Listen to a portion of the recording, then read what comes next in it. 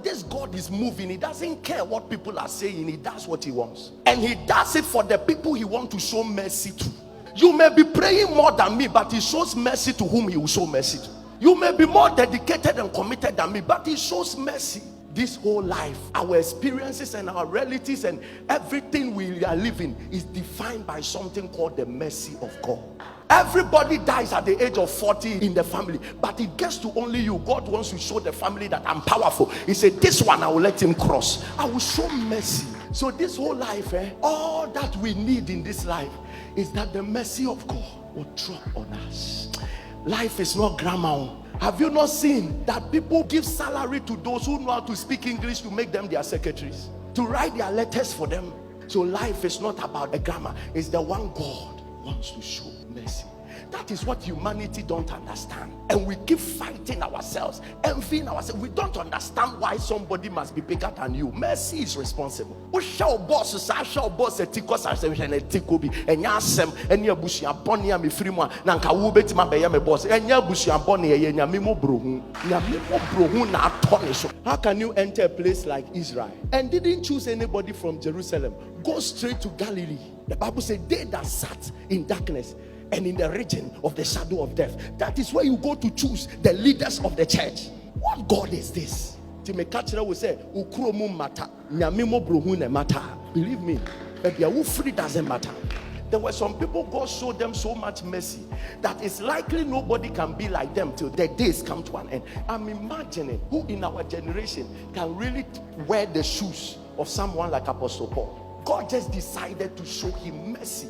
Apostle Paul will tell you that these revelations I write, he said, and no man taught me, Jesus Christ himself. Galatians 1, he said Jesus Christ himself. So there were people that Jesus would sit them down and teach them, go and teach this. He said that I was taken to the third heavens and I saw things that I cannot speak. And if this man tells you that Jesus Christ taught me these revelations, he's not lying. He said, I've gone to the third heavens. The things I saw, you are too low to know. So how can we all be flesh and blood? But I have been privileged to hear things you must not hear.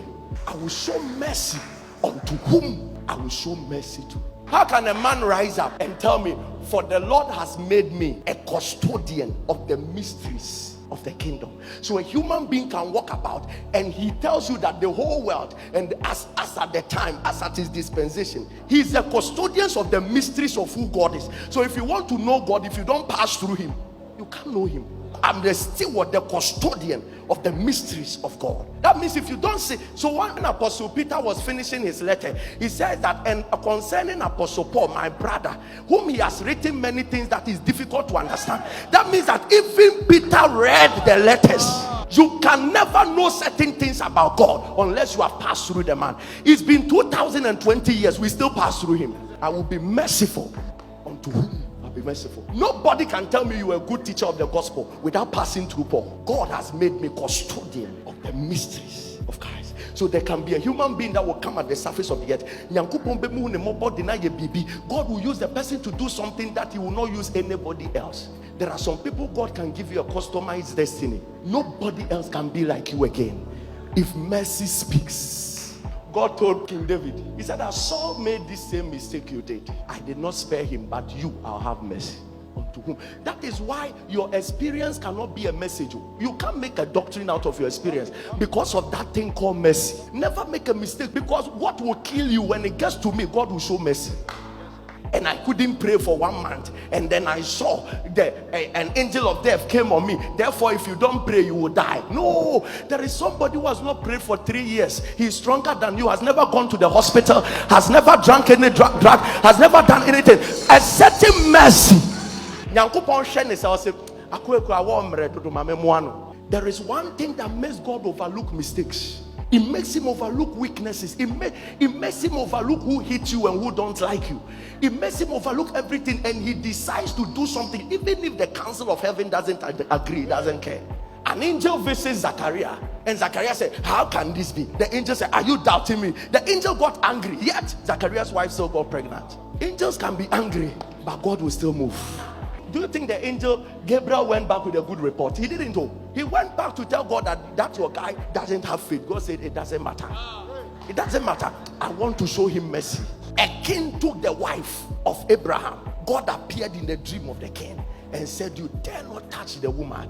Another king took the wife of Uriah, and God watched the king to sleep with his wife, get his wife pregnant, and kill him. The same God. 3 people have committed error: a serpent, a woman, a man. And he begins to curse. He curses the serpent, curses the woman, gets to the man, and curses the ground for man's sake. The terrible things about this is that he doesn't point out what the person must do. I will show mercy. And then he comes in by inspiration to Paul and let Paul rise. It is not him that willeth, nor him that runneth. It is the Lord that showeth mercy. So it is not the one who is busy. It's the one God wants to elevate at a time.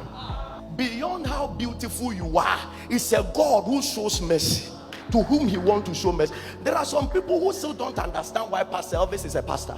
I will show mercy. The most talented people serve the most graced. The owner of Juventus don't know how to play ball. It's Ronaldo that knows how to play ball. The talented serves the grace. The gifted serves the ones that God has shown mercy. By the gift of a man, he will not stand before mere men, but he will stand before kings. That means your gift will take you before kings, but it is grace that makes kings. There is something that is the glory and the nature of God. He looks at you and doesn't care how people hit you. He decides to show you mercy. How can we explain a thing like a mother carries his 2 sons, James and John, to Jesus? He said, when you enter your kingdom, let one sit at your right and let the other sit at your left. Jesus said, can they drink of my cup? Both young men, the Bible says, and the sons of Zebedee said, we will drink. Then the first to die among all the apostles and the disciples was James. The last to die was John. So why didn't I be the one to die last? So when the woman carried both of them, there was one that God decided, I show you, to a point that when Peter questioned Jesus, that Jesus, what about this one? How is he going to die? Jesus told Peter, if he will not die till I come, what is your concern? One day, one mother carries them, but God decides to give one long life and cuts the life of the other. I will show mercy. No wonder you put 10 children in one classroom. They are all in class 3, but we will be able to position, and one will be first, one will be second, one will be, and the one will be last. How do you explain this? I will show mercy. And yet then a classroom or men are married. No, beat me kind. I will be merciful to whom I will be merciful to. There is a transportation that carries human beings to successfully land them in the place of destiny. That vehicle is called mercy. After everything is said and done, mercy is the signatory that makes things happen. We can all read, but when we sit in the examination hall and we finish writing, mercy, when mercy doesn't sign pass, you may write, but when the lecturer picks only your paper, he will think of drinking alcohol. He finishes and he begins to cancel. So one day God is on the throne like that, looks at Ghana, looks at the economy, looks at the messes everywhere. Then he decides, let me use this person to prove that I'm God. How can all children around 2 years be killed and only Moses be transported to the king's palace, taking care of the king, schooled in the king's palace by the same king? God just looks through and decides one day, I will help this person. In this time, God, may your mercy locate my destiny. What hasn't God done to show Moses that I'm powerful? At one time, Moses wants to talk to God and he said, Lord, show me your glory. What other glory apart from parting the Red Sea into 2? Then you see, God understands our language. So he knew that Moses has caught a revelation that common men cannot catch. So he knew that Moses has seen that beyond these things is something else. Then Moses asked him, Lord, show me your glory. And he said, I will show you. And this is how my glory works. I will let my goodness pass before you. And I will be gracious unto whom I will be gracious to. And I will be merciful unto whom I will be merciful to. So this is your glory. This is your nature.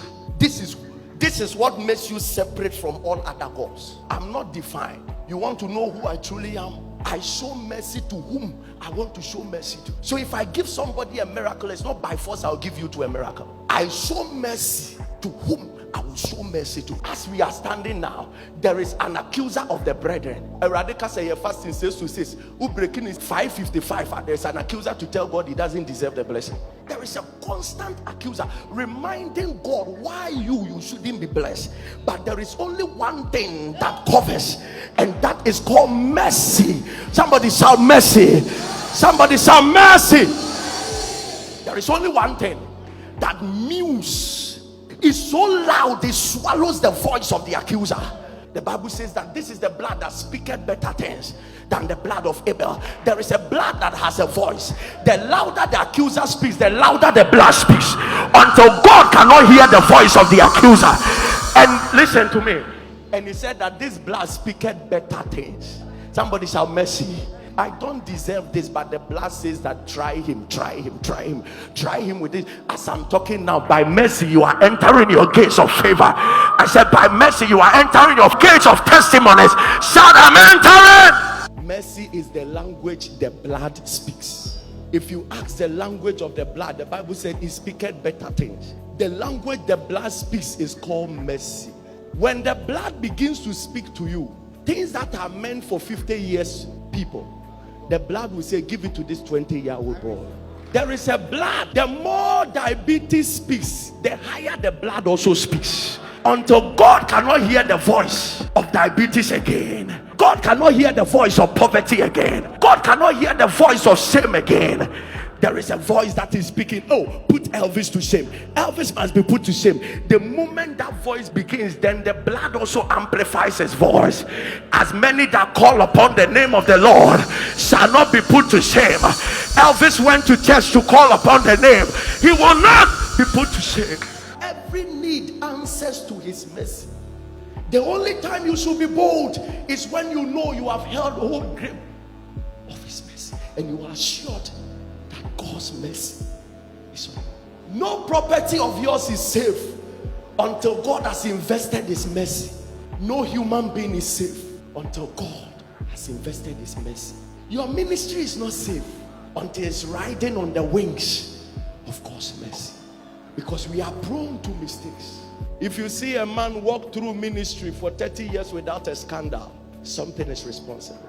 Listen, it's not that I'm strong. Something is responsible. When you are going to fornicate, you go. But for some of us, whilst we go, a hand pulls us back.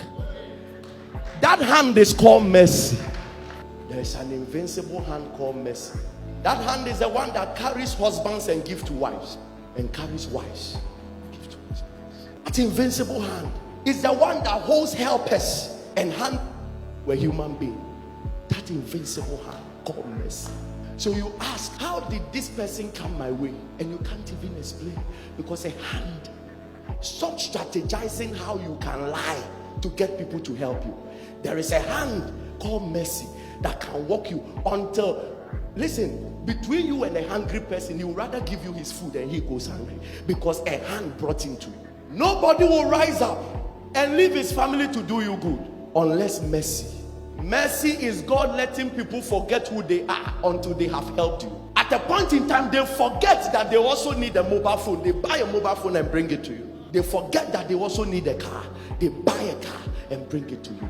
Mercy. It makes people forget their problems and worry about your problem until they have helped you. If this mercy don't fall on somebody, graduates will serve illiterates. If this mercy don't speak, you will be the most intelligent among us but go nowhere. Don't give the glory of mercy to your strength. Do you know the number of people who have come into contact with COVID-19 patients and you didn't even know you got it? Mercy removed the virus. Some of you also got it. Took one zinc here and there, and today you are standing on your feet. Another got it, is dead though. Mercy. You were in the same class with somebody. All of you had visions, plans. Oh, when we finish school, 1 year I'll do my national service. 2 years I will work. Another year I will marry. Another year I'll have children. By 6 years time I'll finish giving birth. As you are talking now, you are sitting in an office. That person you were discussing with is still carrying a CV, walking about, looking for a job after 6 years. This life is run by mercy. When you see that mercy has been responsible for somebody's future, and you are now about to enter that future, sir, if there is anything to do, plead mercy. There are people who started well, didn't finish well. So if you have started, ask for mercy. To get to the finish line, it's mercy. The most important people in every institution are the ones that keep the money. For Judas to carry the money means he was very close. You won't eat until Judas show up. Nothing will happen until Judas show up. But at the end of the day, one betrayed Jesus 3 times. He betrayed Jesus once. He died. The other one went on to become the first pope of the church. Mercy.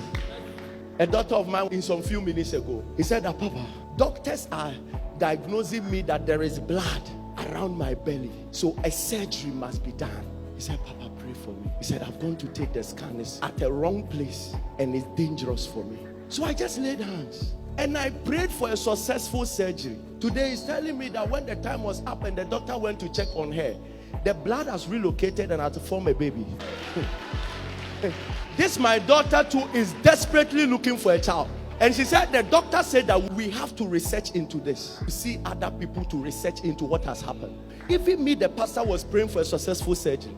There is a way mercy can change prayer. Or people wrong prayers for correcting. The Bible says sometimes we know not what to pray, but the Spirit helped our infirmities and intercede for us with groanings that cannot be watered. I was saying, Lord, give a successful surgery. The Holy Ghost was saying, God, turn it into baby. Hey! May the mercies of the Lord locate your life. May the mercies of the Lord locate your life. May the mercies of the Lord locate